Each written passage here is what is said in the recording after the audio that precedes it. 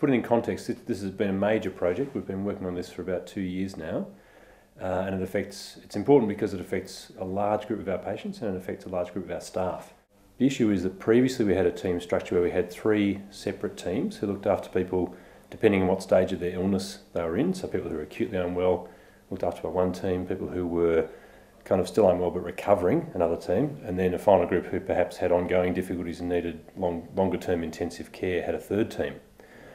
And, you know, those teams had their strengths and the staff did a very good job, but they also had their weaknesses. And it was the weaknesses of this structure that led us to want to examine whether there was a way we could do this better.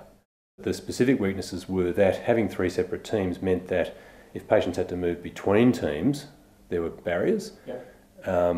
Not deliberate barriers, but just by virtue of the structure. And it was disruptive to that ongoing, continuous, consistent care, because they would change case manager, they would change doctor, and, you know, that was disruptive for patients and for their families and carers who had to tell their story over and over again to a different staff group each time.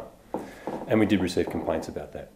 Well, part of the reason it took us nearly 18 months to implement the change was that we had a very extensive consultation process, which really engaged all of our clients or consumers, which included our patients, their families and carers, other organisations within the broader mental health service system, including GPs and organisations like St Luke's, as well as, of course, our own staff. And that means our staff within psych services and our staff in other parts of the hospital. So very extensive consultation, and produced a lot of data, both numbers, but also qualitative data about people's thoughts and feelings about it.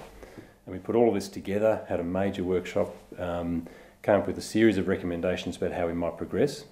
The other thing we did, of course, was review the experience and literature both in Australia and internationally to see what other models conceptually and practically were actually in use in other parts of the world.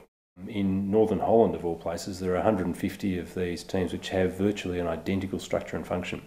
And they've been going for a number of years now, and they've got lots of research evidence and lots of experience that shows that this was an extremely good model. So we're very confident that we can reproduce that success locally here in Bendigo.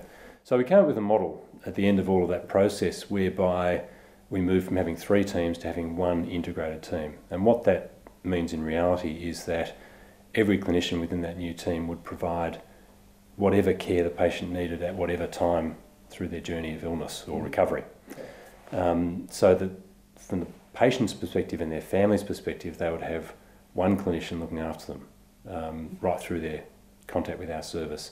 They'd also have 1 psychiatrist looking after them right throughout their service, their contact with our service, I should say. So the opportunity then for both patients and families to form a relationship with the psychiatrist and the case manager is much, much greater. And of course, that's incredibly important when you're struggling with a mental illness.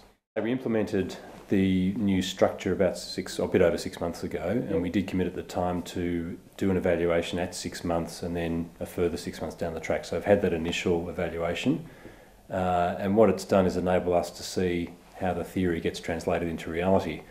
And it has given us some very valuable feedback, and we're now in the process of further tweaking the model just so that it fits well to the Bendigo context, I guess. So we're doing that, and then we'll have another evaluation process again in another 6 months' time. I think now we're at the point where people are becoming, you know, increasingly positive and really excited about the prospect of it.